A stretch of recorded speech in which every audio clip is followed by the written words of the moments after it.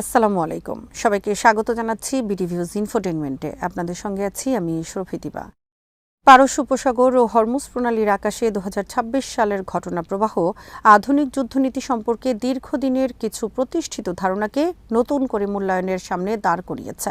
বিশেষ করে যুক্তরাষ্ট্রের তথাকথিত অবিসংবাদিত আকাশ আধিপত্য বা অ্যাবসোলিউট এয়ার ডমিনেন্স ধারণাটি এখন নতুন বাস্তবতার মুখোমুখি। গত কয়েক দশক ধরে মার্কিন সামরিক শক্তির অন্যতম প্রধান ভিত্তি ছিল এমন এক সক্ষমতা যার মাধ্যমে তারা বিশ্বের যে কোনো অঞ্চলে শত্রুপক্ষের আকাশ প্রতিরক্ষা ব্যবস্থা ভেঙে দিয়ে প্রায় বাধাহীনভাবে বিমান অভিযান পরিচালনা করতে পারত। ইরাক, যুগোস্লাভিয়া, আফগানিস্তান ও লিবিয়ার মতো সংঘাতে এই কৌশল সফলও হয়েছিল। কিন্তু ২০২৬ সালে ইরানকে ঘিরে ঘটে যাওয়া একাধিক ঘটনা ইঙ্গিত দিচ্ছে যে অত্যন্ত ব্যয়বহুল যুদ্ধবিমান ও ড্রোনের বিরুদ্ধে তুলনামূলক সস্তা, বিকেন্দ্রীভূত এবং প্রযুক্তিগতভাবে উদ্ভাবনী প্রতিরক্ষা ব্যবস্থা নতুন ধরনের সামরিক ভারসাম্য সৃষ্টি করতে পারে। আরও বিস্তারিত থাকছে ওয়াহিদ ফারুকীর প্রতিবেদনে।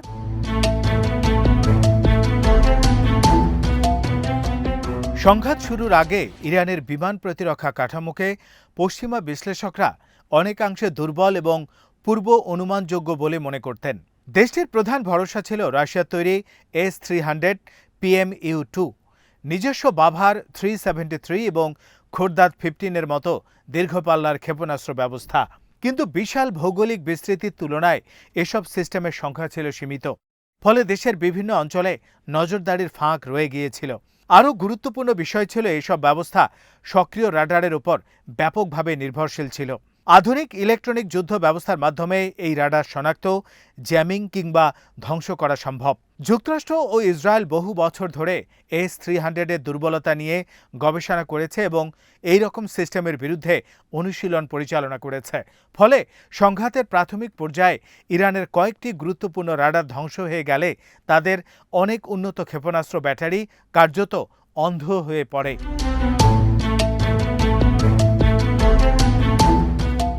তবে এই ক্ষতি ইরানকে নতুন একটি কৌশল গ্রহণে বাধ্য করে, যা শেষ পর্যন্ত তাদের জন্য সুবিধাজনক হয়ে উঠতে শুরু করে। প্রচলিত পদ্ধতিতে পশ্চিমা বিমান শক্তির সঙ্গে প্রতিযোগিতা করা সম্ভব নয় বুঝতে পেরে ইসলামিক রেভলিউশনারি গার্ড কোর বা IRGC ধীরে ধীরে বিকেন্দ্রীভূত প্রতিরক্ষা ব্যবস্থার দিকে ঝুঁকে পড়ে। এর মূল বৈশিষ্ট্য হল ছোট, মোবাইল, কম খরচের এবং অধিকাংশ ক্ষেত্রে প্যাসিভ সেন্সর নির্ভর ইউনিট। এসব ইউনিট দ্রুত স্থান পরিবর্তন করতে পারে এবং প্রচলিত রাডারের মতো সহজে শনাক্ত হয় না। ২০২৬ সালের এপ্রিল মাসে একটি মার্কিন F-15E স্ট্রাইক ঈগল ভূপাতিত হওয়ার দাবি এই নতুন কৌশলের কার্যকারিতা নিয়ে ব্যাপক আলোচনার জন্ম দেয়। বিভিন্ন প্রতিবেদনে বলা হয় বিমানটি প্রায় ৭,০০০ ফুট উচ্চতায় উড়ছিল এবং সেটিকে সম্ভবত চীনা FN-6 অথবা তার ইরানি সংস্করণ মিসাক-3 ধরনের ম্যানপ্যাডস দ্বারা আঘাত করা হয়। যদি ঘটনাটি সত্য হয়ে থাকে তাহলে এটি প্রমাণ করে যে তুলনামূলকভাবে সস্তা এবং বহনযোগ্য প্রতিরক্ষা অস্ত্র উন্নত যুদ্ধবিমানের জন্য গুরুতর হুমকি হয়ে উঠতে পারে।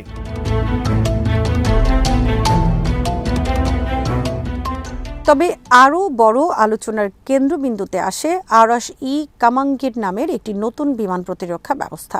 মে মাসে কেশম দ্বীপের কাছে সংঘর্ষের সময় একটি মার্কিন MQ-9 রিপার ড্রোন ভূপাতিত করার ঘটনায় এই অস্ত্রের নাম প্রথম সামনে আসে।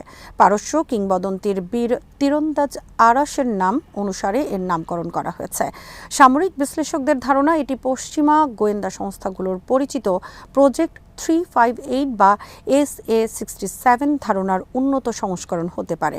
প্রচলিত ক্ষেপণাস্ত্রের তুলনায় এর নকশা ভিন্ন। এটি একই সঙ্গে ড্রোন এবং সারফেস টু এয়ার মিসাইলের বৈশিষ্ট্য বহন করে। একটি সাধারণ ট্রাকের উপর স্থাপিত রেল লঞ্চার থেকে উৎক্ষেপণের পর প্রথমে কঠিন জ্বালানির বুস্টার ব্যবহার করে এবং পরে একটি ক্ষুদ্র টার্বোজেট ইঞ্জিনে ভর করে দীর্ঘ সময় আকাশে অবস্থান করতে পারে।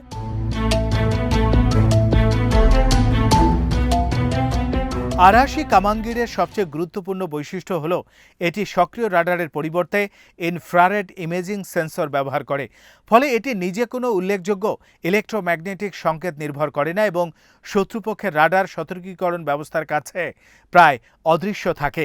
লক্ষ্যবস্তু শনাক্ত করার পর এটি স্বয়ংক্রিয়ভাবে ধাওয়া করে এবং লেজার প্রক্সিমিটি সেন্সরের সাহায্যে উপযুক্ত দূরত্বে বিস্ফোরিত হয়।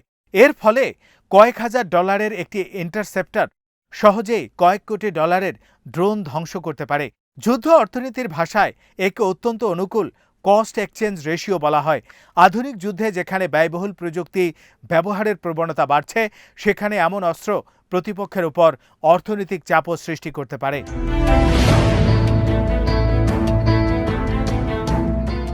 এই নতুন প্রতিরক্ষা সক্ষমতার পেছনে চীনের সম্ভাব্য ভূমিকা নিয়েও ব্যাপক আলোচনা চলছে।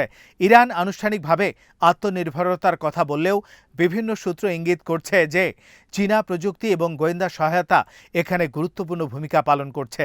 বিশেষভাবে উল্লেখ করা হচ্ছে YLC-8B নামের ইউএসএফ ব্যান্ড ত্রিমাত্রিক রাডারের কথা। দীর্ঘ তরঙ্গ দৈর্ঘ্যের কারণে এই ধরনের রাডার অনেক ক্ষেত্রে স্টেলথ বিমানের উপস্থিতি শনাক্ত করতে সক্ষম হয়। যদিও স্টেলথ বিমানকে পুরোপুরি অকার্যকর করে দেওয়ার দাবি অতিরঞ্জিত, তবুও এগুলো প্রাথমিক সতর্কীকরণ ব্যবস্থায় গুরুত্বপূর্ণ অবদান রাখতে পারে।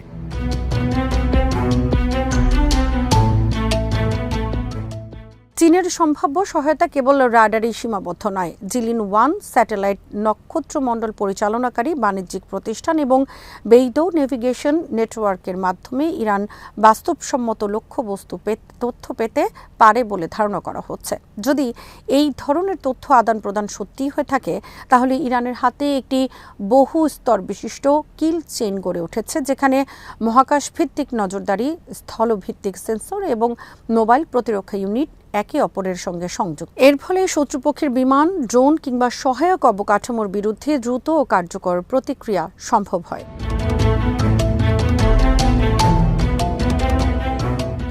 এই পরিস্থিতিতে যুক্তরাষ্ট্রের জন্য নতুন চ্যালেঞ্জ তৈরি হয়েছে। অতীতে শত্রুপক্ষের বিমান প্রতিরক্ষা দমনে AGM-88 হার্মের মতো অ্যান্টি রেডিয়েশন ক্ষেপণাস্ত্র অত্যন্ত কার্যকর ছিল, কারণ এগুলো শত্রুর রাডার নির্গমন অনুসরণ করে আঘাত হানত। কিন্তু যদি প্রতিরক্ষা ব্যবস্থা রাডার ব্যবহারই না করে অথবা খুব সীমিত সময়ের জন্য ব্যবহার করে, তাহলে এই কৌশলের কার্যকারিতা কমে যায়। ফলে মার্কিন বিমান বাহিনীকে উপকূল থেকে আরও দূরে অবস্থান করতে হয় এবং দীর্ঘপাল্লার স্ট্যান্ড অফ অস্ত্রের ওপর নির্ভরতা বাড়াতে হয়। একই সঙ্গে সাইবার আক্রমণ, যোগাযোগ ব্যবস্থাও ব্যাহত করা এবং গোয়েন্দা নজরদারির গুরুত্ব বেড়েছে।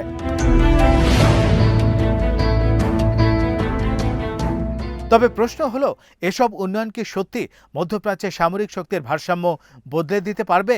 বাস্তবতা হলো, যুক্তরাষ্ট্র এখনও বিশ্বের সবচেয়ে শক্তিশালী বিমান বাহিনীর অধিকারী। তাদের কাছে স্টেলথ যুদ্ধবিমান, উন্নত ইলেকট্রনিক যুদ্ধ প্রযুক্তি, স্যাটেলাইট নেটওয়ার্ক, আকাশে জ্বালানি সরবরাহ ব্যবস্থা এবং ব্যাপক শিল্প ভিত্তি রয়েছে। ইরানের নতুন প্রতিরক্ষা ব্যবস্থা এই সামগ্রিক শক্তিকে অকার্যকর করে দিতে পারবে না, কিন্তু এটা যুক্তরাষ্ট্রের জন্য সামরিক অভিযানকে আরও ব্যয়বহুল, জটিল এবং রাজনৈতিকভাবে ঝুঁকিপূর্ণ করে তুলতে পারে। বিশেষ করে কোনো পাইলট বন্দী হওয়া বা উন্নত যুদ্ধবিমান হারানোর ঘটনা অভ্যন্তরীণ রাজনৈতিক চাপ বাড়িয়ে দিতে পারে।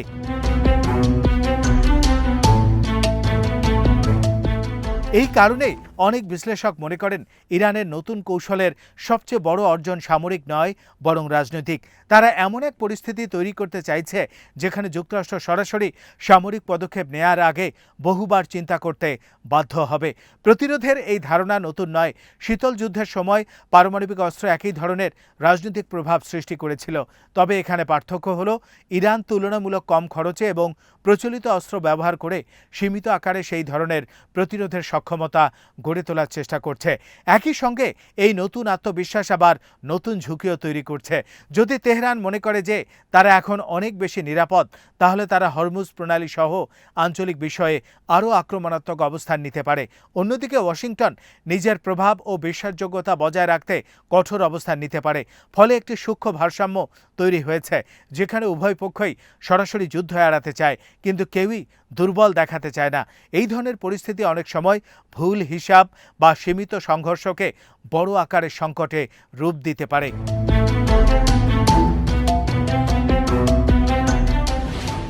সর্বোপরি আরশ-ই কামাঙ্গির এবং ইরানের বিকেন্দ্রীভূত বিমান প্রতিরক্ষা নেটওয়ার্ককে তাৎক্ষণিকভাবে কোনো গেম চেঞ্জার ঘোষণা করা হয়তো অতিরঞ্জন হবে, তবে এটিকে গুরুত্বহীন বলাও ভুল হবে। এটি দেখিয়েছে যে আধুনিক যুদ্ধে সস্তা মোবাইল নেটওয়ার্ক ভিত্তিক এবং প্যাসিভ প্রযুক্তি অনেক সময় ব্যয়বহুল ও অত্যাধুনিক প্ল্যাটফর্মের বিরুদ্ধে কার্যকর প্রতিরোধ গড়ে তুলতে পারে।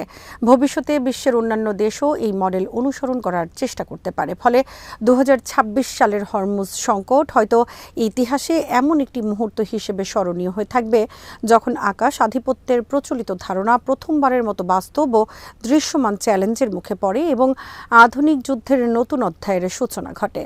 আজ এখানেই শেষ করছি। সমরাস্ত্র প্রতিরক্ষা ও কূটনীতির নানা তথ্য জানতে চোখ রাখুন বিডি ভিউজ ইনফোটেইনমেন্টে। চ্যানেলটি ভালো লাগলে সাবস্ক্রাইব করুন। আল্লাহ হাফেজ।